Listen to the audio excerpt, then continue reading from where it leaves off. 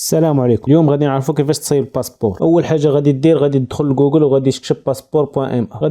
غادي تكليك على اول سيج غادي يطلع لك، غادي نردوا السيج بالعربيه، غادي تكليكي على تعبئه طالب. هنا غادي تعمر هذه المعلومات. اول حاجه غادي خصك دير هي الكود ديال التام. باش تحصل على هذا الكود غادي تورك على اطلب طابعه، من بعد على اشتري طابعك الالكتروني عبر الانترنت. هنا غادي تختار طابع جواز السفر. هنا غادي تورك على اضافه الطابع، من بعد غادي تختار طريقه الدفع. هنا كنلقاو جوج طرق باش تخلص، الاولى عن طريق البطاقه البنكيه، الثانيه عن طريق الوساطه. بداو بالطريقه ديال البطاقه البنكيه، هذه ساهل. ملي كتخلص بالكارت بونكير يوصلك ميساج في النمره اللي عطيتيهم فيه الكود ديال التن. الطريقه الثانيه عن طريق الوساطه، كتختارها ومن بعد كتكتب النمره ديالك هنايا وكتعاود تكتب هذا الكود هنا وكتورك على تاكيد الطالب. هنا كيوصلك واحد الكود في النمره اللي عطيتيه وكتكتبه هنا وكتورك على تيه. هنا كيعطيوك هذا البي دي اف ديال الطالب الطوابع، تيلشارجيه في البي سي اولا في التليفون عندك، ومن بعد امبريمي اولا صورو اولا سكريني، ودير الاقرب وكاله ديال وفاكاش اولا كاشلي، دي معاك 500 درهم. ديك الساعه غادي يعطيك الكود ديال التن. من موراها كترجع السيت وكتعمر المعلومات ديالك. اش كتسالي كيعطيك واحد الورقه كتامبريميها وكتزيد عليها فوتوكوبي ديال لاكارت ناسيونال ديالك وجوج تصاور وكتديهم للمقاطعه اللي حداه وبالضبط المكتب جواز السفر. من بعد ما غادي تعطي لذاك الموظف اللي تما هاد الوراق، غادي تاكد منهم واش كاملين. الا لقاهم كاملين غادي يقول لك امتى تجي تاخذ الباسبور ديالك.